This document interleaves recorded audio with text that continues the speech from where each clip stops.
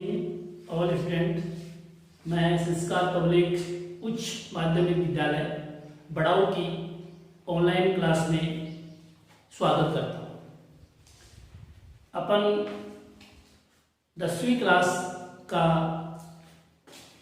केंद्रीय प्रवृत्ति के माप की जो प्रश्नावली है वो अपनी चल रही है और इसके अंदर अभी तक अपन ने 4 भाग पढ़ लिए। इस प्रश्नावली के अंदर मेन 3 टॉपिक हैं। पहला टॉपिक है समांतर माध्यक, दूसरा टॉपिक है माध्यक जो आज हम पढ़ने जा रहे हैं, और तीसरा टॉपिक जो हम आगे पढ़ेंगे वो बहुपद। इन 3 टॉपिकों में आपकी ये पूरी प्रश्नावली कंप्लीट हो जाती है और इस प्रश्नावली में से 6 नंबर के प्रश्न पूछे जाते हैं।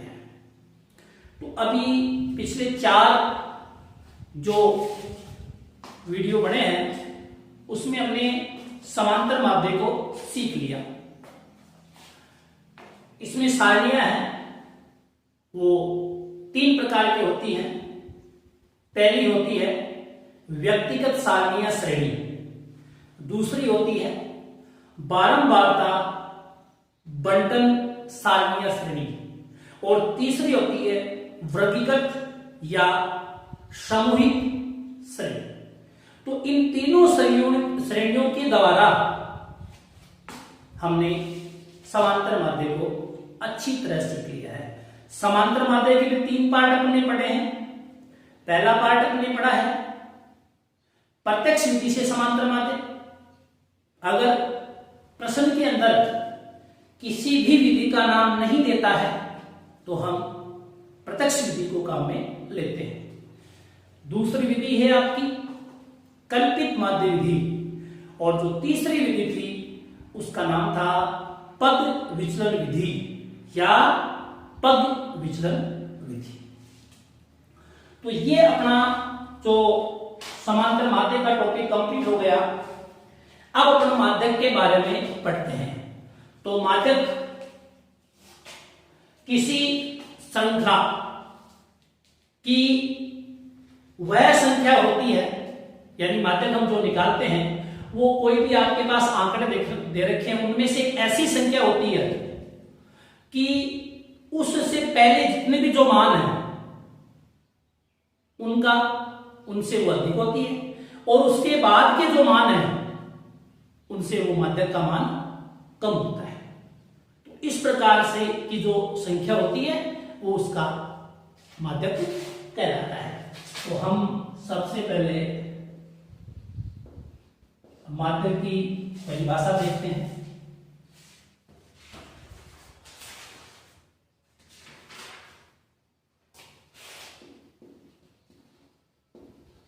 किसी श्रृंखला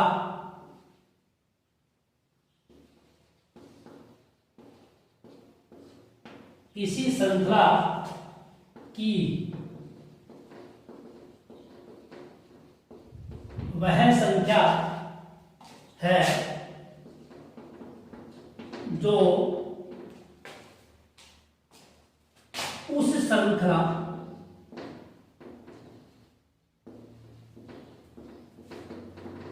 को 2 समान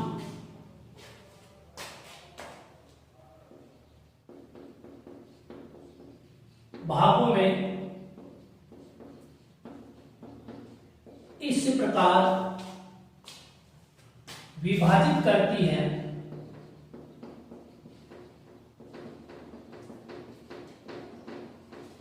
है कि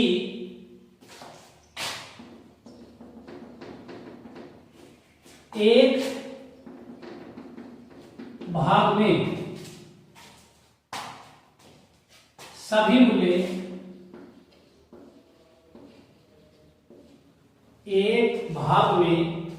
सभी मूल्य माध्यक से अधिक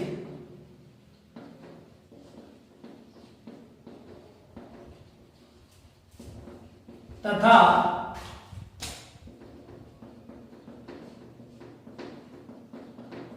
दूसरे भाग भाग के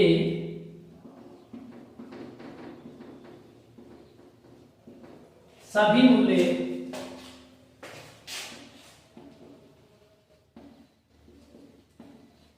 मात्रक से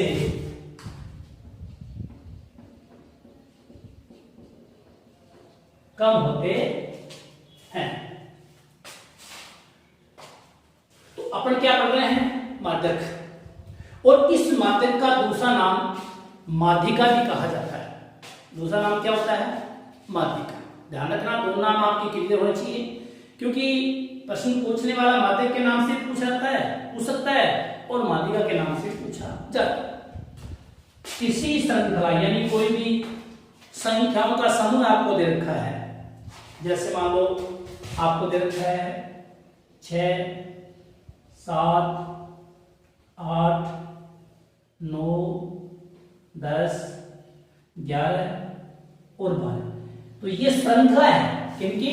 संख्याओं की। इसी श्रृंखला की वह संख्या, अब इस श्रृंखला की ऐसी संख्या है जो उस श्रृंखला को दो समान भागों में विभाजित करती है। जैसे मान लीजिए अपन 9 को ले लेते हैं, ठीक है। तो ये 9 है, वो इस श्रृंखला को दो समान भागों में विभाजित कर रहा है। मान लीजिए एक भाग में सभी मूल्य, अब एक भाग तो ये है और एक भाग ये हो गया, तो एक भाग के सभी मूल्य माध्यक से अधिक, तो ये जो मूल्य हैं ये इस 9 से क्या है? अधिक है। तब दूसरे भाग के सभी मूल्य माध्यक से क्या होते हैं? कम होते हैं। तो इसका मतलब ये जो माध्यक है उस श्रृंखला को कितने समान भागों में विभाजित करता है? 2 समान भागों में विभाजित करता है। तो ये इसकी परिभाषा है। आप इसको नोटबुक में नोट कर लें, जिससे अच्छी तरह आपके समझ में आ जाए। तो माध्यक के बारे में अपन पढ़ रहे हैं, इसकी परिभाषा अपनी क्लियर हो गई। अब अपन इसको समझने के लिए हमें सारणियों की तरफ चलना होगा। सारणियां हम पहले पढ़ चुके हैं कि सारणियों का 3 प्रकार होता है। कितना प्रकार होता है? 3 प्रकार होता है। तो उसमें पहला प्रकार क्या है?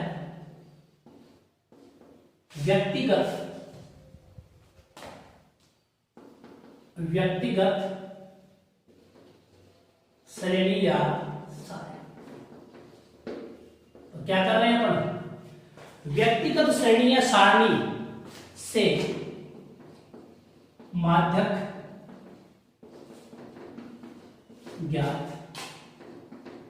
करना।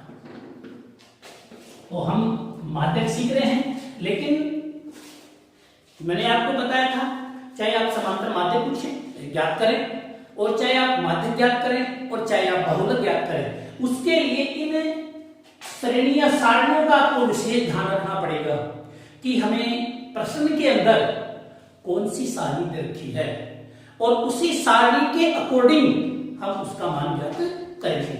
और उसके जो रूल्स हैं, जो नियम है, वो आप ध्यान में रखिए, कॉपी में नोट करें, जिससे आपको दोबारा देखने में कोई दिक्कत नहीं आएगी। तो अपन व्यक्तिगत श्रेणी या सारणी से क्या ज्ञात कर रहे हैं? माध्यक।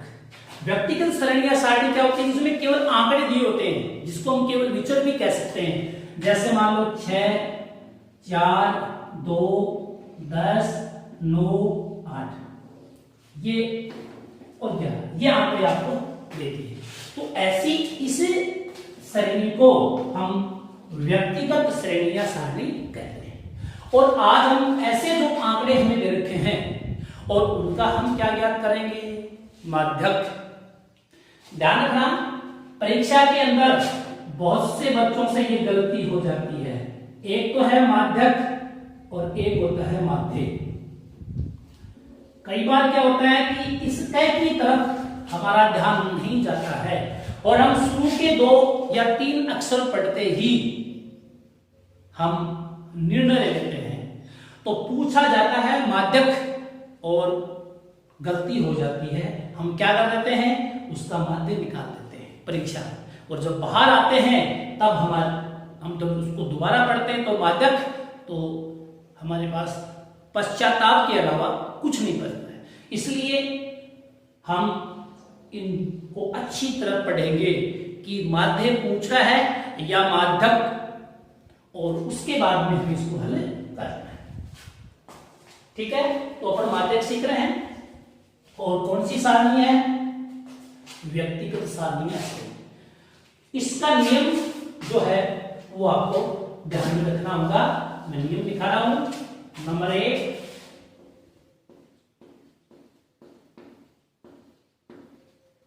सर्वप्रथम विचरों, विचर क्या होते हैं? एक्स को आरोही क्रम या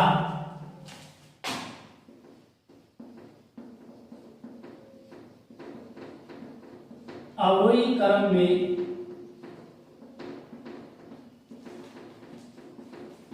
लिखना होगा। यदि हमें व्यक्तिगत सारणी से क्या निकालना हो? माध्यक निकालना हो, तो सबसे पहले हमें ये नियम काम में लेना पड़ेगा कि आपके पास जो भी आंकड़े दे रखे हैं, जो भी आपके पास विचर दे रखे हैं, सबसे पहले आप उनको कौन से क्रम में लिखोगे? आरोही क्रम में। अगर आप आरोही क्रम में नहीं लिखे तो कोई बात नहीं, आप कौन से क्रम में लिख सकते हैं? आरोही क्रम में। अब इनको ध्यान से समझना हो कि आरोही क्रम क्या होता है और अवरोही क्रम क्या होता है। आरोही क्रम का मतलब होता है बढ़ता क्रम,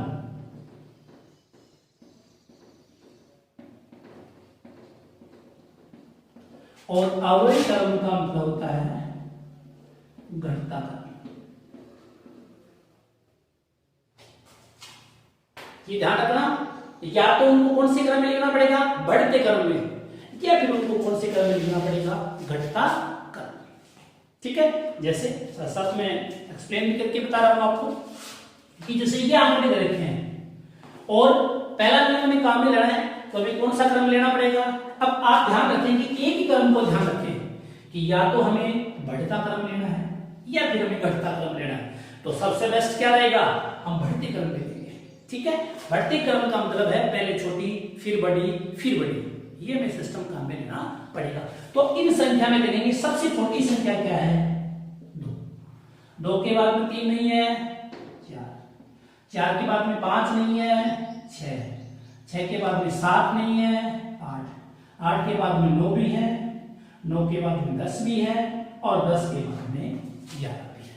तो पहला नियम ये आपको काम में लेना होगा। क्या करना पड़ेगा? हमें विचरों को आरोही या अवरोही क्रम में लेना होगा, अर्थात बढ़ता क्रम या घटता क्रम में लिखना होगा। क्लियर? ये जो पॉइंट आपका क्लियर हो गया, इसको आप ऐसे भी लिख सकते हैं। देखो 11, सबसे बड़ी 11 है, फिर है 10, फिर है 9, फिर 8, फिर 6, फिर 4, फिर 2। तो ये क्रम तो है बढ़ता क्रम और ये है घटता क्रम। दोनों में से आप कोई भी तरीका आप काम में ले सकते हैं, आपका आंसर सही है। लेकिन हमारी सोच सकारात्मक होनी चाहिए, तो हम बढ़ते क्रम में चलेंगे, न कि घटते क्रम में। इसलिए हमें बढ़ते क्रम में ही लेना होगा। क्लियर? तो पहला पॉइंट आपका क्लियर हो गया। नंबर सेकंड में अब हमें ये देखना पड़ेगा कि हमारे पास जो श्रेणी दे रखी है, जो आंकड़े दे रखे हैं, जो विचर दे रखे हैं, वो कितने हैं, उनको भी काउंटिंग करना पड़ेगा। सम है या विषम, अर्थात जिस संख्या में 2 का भाग जाता है वो सम संख्या कहलाती है, जिस संख्या में 2 का भाग नहीं जाता है वो विषम संख्या कहलाती है। हम इनको काउंटिंग करेंगे, 1, 2, 3, 4, 5, 6 और 7। तो यहां कितने हैं? ये 7। और अब हम देखेंगे कि 7 में 2 का भाग जाता है क्या? तो 7 में 2 का भाग नहीं जाता है, 9 यानी नहीं जाता है। इसका मतलब ये सम है या विषम? 7 क्या है यहाँ पे? 7 विषम है। अगर मान लीजिए 7 की बजाय 6 होता तो सम कहलाता, 8 होता तो सम कहलाता। क्यों? क्योंकि 6 में भी 2 का भाग जाता है और 8 में भी 2 का भाग जाता है। तो इसका मतलब ये जो आंकड़े, जो संख्या, जो विचर है, उनको हम काउंटिंग करेंगे तो वो दो प्रकार की आ सकती है, या तो सम आ सकती है या विषम आ सकती है। तो यहां क्या आ गई? विषम। तो देखो, यदि विचरों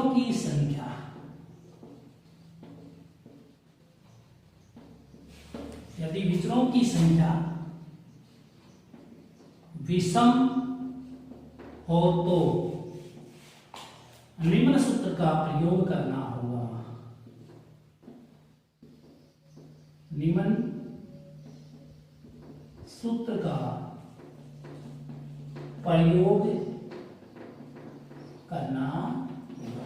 ठीक है, देखो क्या सूत्र लगाना अपन को? माध्यक, और माध्य का संकेत क्या होता है? n। और सूत्र क्या आएगा? n + 1/2। n + 1/2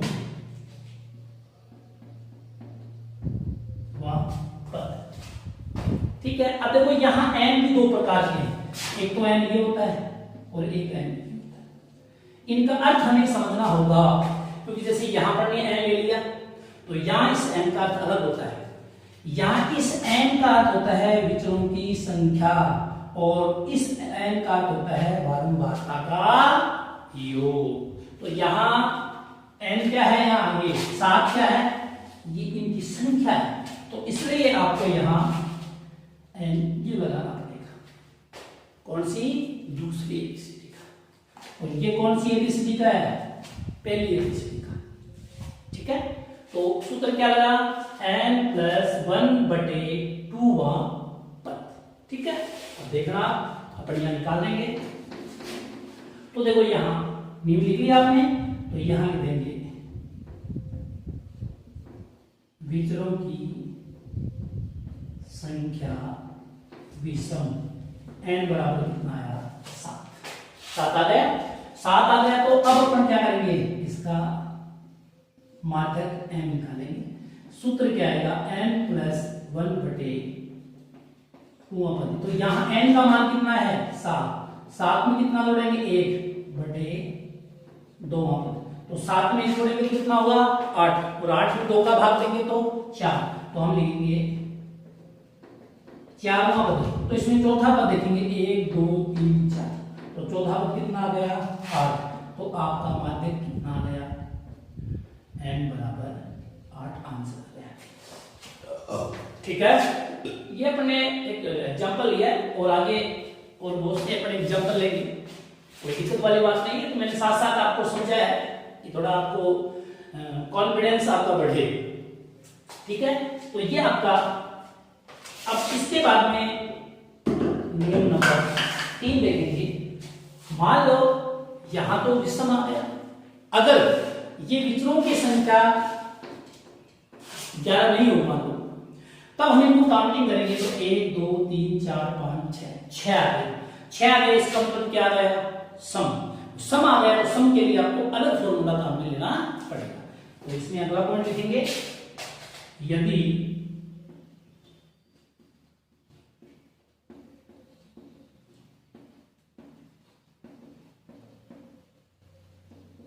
विचरों की संख्या सम हो तो निम्न सूत्र का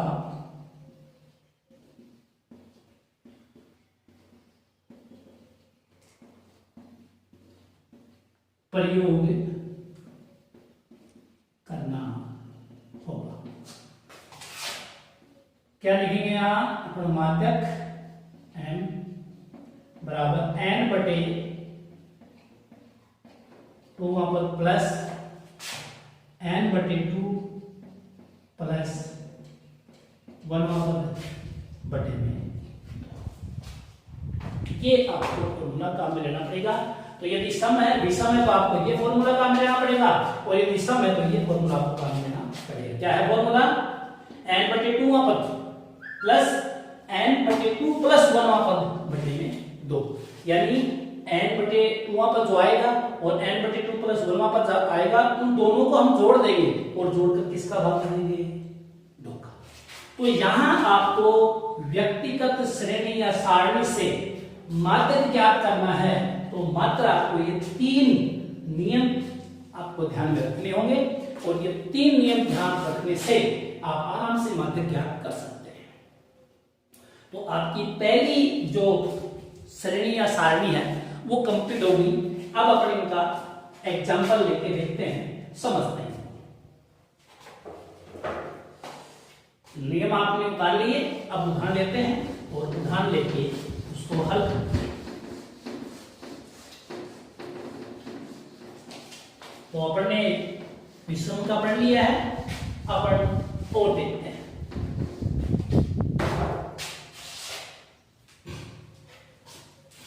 जैसे मान लो प्रश्न दे दिया आपको 6 9 18 7 0 7 6 5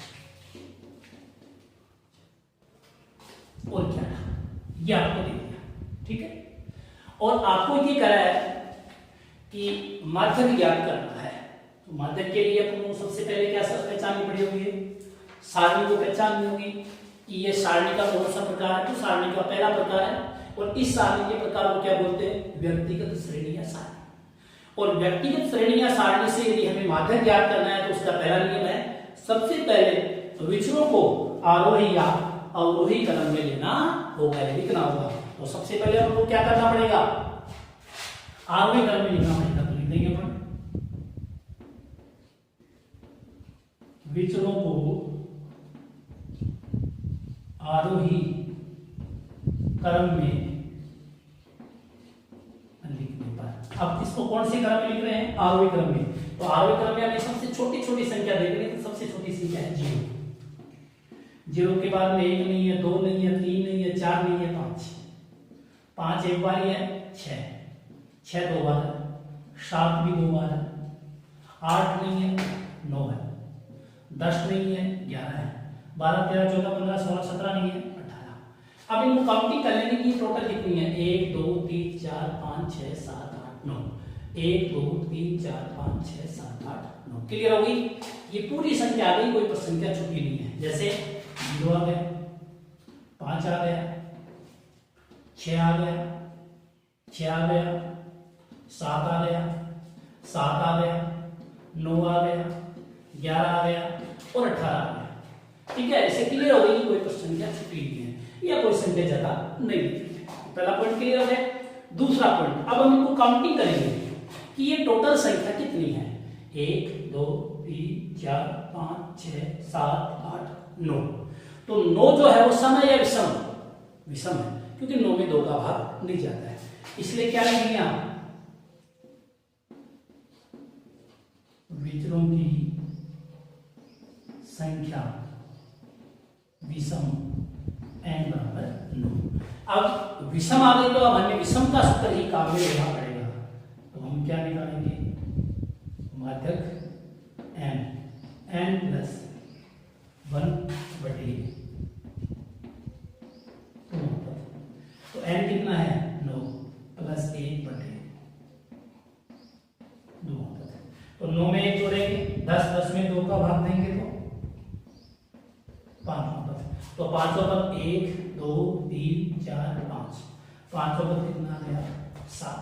तो इसका मतलब क्या लिखेंगे, अतः माध्यक m बराबर 7। तो ये क्या आ गया आपके पास, अच्छा। तो इस तरीके से हमें माध्यक याद करना होगा। पहला प्रकार हो गया इसका, क्योंकि को क्या है ये विषम, तो ये हमें विषम का फॉर्मूला लगा दिया। अब मान लीजिए ये तो विषम दे रखी है, अगर इनकी संख्या सम होगी तो हम कैसे करेंगे। तो इसका दूसरा एग्जांपल लेते हैं। मान लीजिए यहाँ 1900 दे दिया, तो तरीका आपका वही होगा। सबसे पहले पहला पॉइंट करेंगे हम, विचरों को आरोही क्रम में लिखना होगा। ठीक है, आरोही क्रम में लिखेंगे तो क्या आएगा, पहले 0 आएगा, 0 के बाद में 5 आएगा, 6 आएगा, 6 आएगा, 7 आएगा, 7 आएगा, फिर 9 आएगा, 11 आएगा, 18 आएगा और 19 आएगा। जब काउंटिंग करेंगे 1 2 3 4 5 6 7 8 9 10 आ गए। इससे पहले कितने थे? 9 था तो क्या थी? विषम संख्या थी तो विषम का नियम लगा दिया। और अब क्या है? 10 तो क्या हो गया? सम, तो यहां सम का नियम काम में ले लेंगे। ठीक है, तो देखो क्या लिखेंगे अपन यहां, विचरों की संख्या सम, विचरों की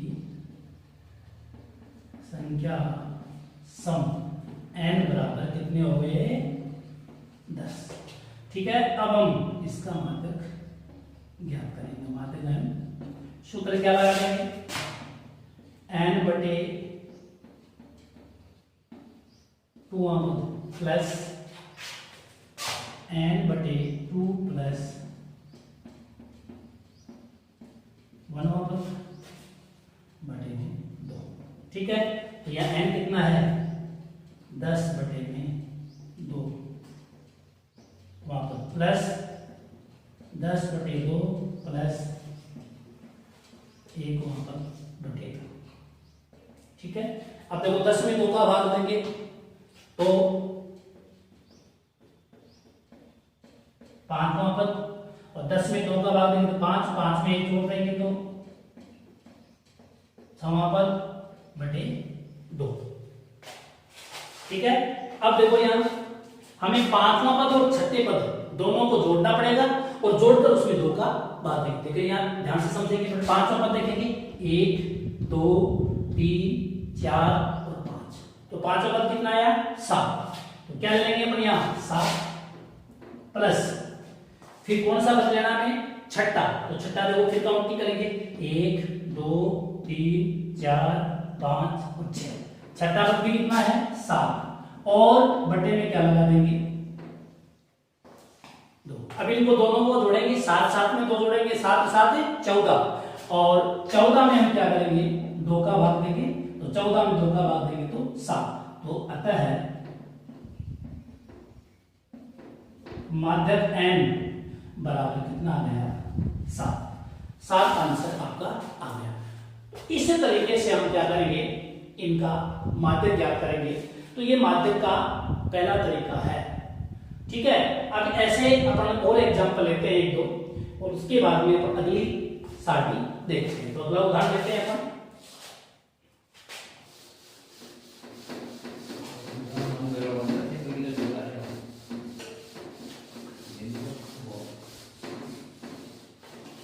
अगला एक उदाहरण लेते हैं अपन। जैसे आपको कुछ मान दे रखे हैं 8 11 12 16 प्लस x 20 25 और 30। ठीक है, 8 11 12 16 प्लस x 20 25 और 30 का माध्यक n का माध्यक n 18 हो तो x का मान ज्ञात कर। देखो प्रश्न को थोड़ा सा क्या किया है इन्होंने? चेंज किया। चेंज कैसे कर दिया? अभी तक अपन ने दो जो क्वेश्चन देखे उसमें हमें सिर्फ माध्यक निकालना था, परंतु इस क्वेश्चन में इन्होंने क्या कर दिया कि माध्यक आपको दे दिया। ठीक है, और एक जो बारंबारता थी, सॉरी एक विचर है, उसका एक अंक गायब कर दिया इन्होंने। ठीक है, तो और हमें x का मान पूछ लिया, तो कोई दिक्कत नहीं है। आप प्रश्न को अच्छी तरह समझें और समझकर उसको हल करें। अब यदि आपको माध्यक दे रखा है तो ऑलरेडी पहले से ही इन्होंने इसको आरोही क्रम में लिखा हुआ है, पहले से ही आरोही क्रम लिखा हुआ है। ठीक है, अब पहले से ही आपको आरोही क्रम लिखा हुआ है तो फिर क्या करना है? आपको दूसरा नियम काम में लेना है कि विचरों की संख्या सम है या विषम। तो काउंटिंग करेंगे 1 2 3 4 5 6 7 और 8। तो यहां विचरों की संख्या कितनी है? 8 है। कितनी है? 8। तो यह नियम कौन सा लगेगा? नियम क्या लगेगा इसमें? इसमें नियम लगेगा n/2 plus n/2 n/2 plus n/2 plus 1/2। ये आपका इसमें नियम लगेगा। और हमें माध्यक निकालना पड़ेगा, तो यहां लिख देंगे विचरणों की संख्या सम n बराबर कितनी है? 8। ठीक है, तो 8 कर लेंगे। तो 8 का आधा कितना हो जाएगा? 4। 1 2 3 4। एक तो हमें चौथा पद लेना है और एक उसको और जोड़ देंगे, तो कौन सा पद लेना है? पांचवा। तो चौथे और पांचवें पदों को जोड़कर उसमें 2 का भाग देना है। तो ध्यान रखेंगे माध्यक n बराबर n/2 पद प्लस n/2 प्लस 1/2। ठीक है, देखते जाओगे। 8 यहां आएगा 8/2 पद 8/2 प्लस 1/2। अब यहां माध्यक कितना रखा है आपको? 18। ये तो 18 लिखते हैं। इधर 8 में 2 का भाग देंगे तो कितना आएगा? 4। तो चौथा पद कितना आ जाएगा? 16। फिर 8 में 2 का भाग देंगे 4। 4 में 1 जोड़ते हो तो कौन सा हो गया? पांचवा पद। तो पांचवा पद कितना आया? 16 प्लस x। और बटे में क्या लगा देंगे? 2। इसके नीचे क्या लगा देंगे? 1। अब इनको वज्र गुणा करेंगे या पहले इसको हल कर लेंगे। ये तो आ जाएगा 18/1 और ये 16 32 प्लस x/2। यहां लिख देंगे इनको वज्र गुणा करने पर, तो क्या आ जाएगा? 32 प्लस x बराबर 36। 18 दूनी 36। अब इसका पक्षांतर कर देंगे, तो x बराबर 36 माइनस 32। तो x बराबर कितना आ गया? 4। तो यहां x का मान रखेंगे, यानी 16 में कितना जोड़ देंगे? 4। 20 आ जाएगा। और फिर इसका माध्य निकालेंगे, तो माध्य निकालेंगे कितना होगा? 18। तो इस तरीके से आप ऐसे माध्यक ज्ञात कर सकते हैं। और ले लेते हैं दूसरा एग्जाम्पल।